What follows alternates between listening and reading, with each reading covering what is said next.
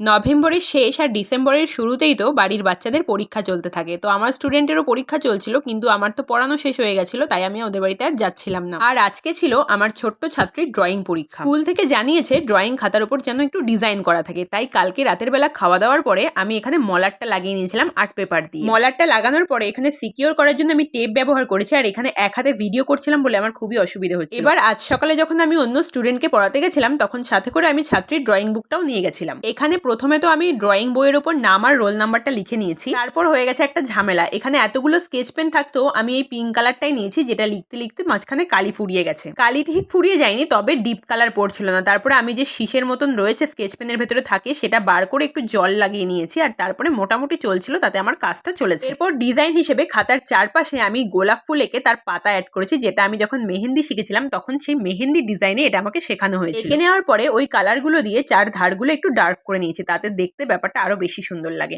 তো এটাই ছিল আমার খাতার ফাইনাল লুক। কেমন লাগলো জানিও। বাই।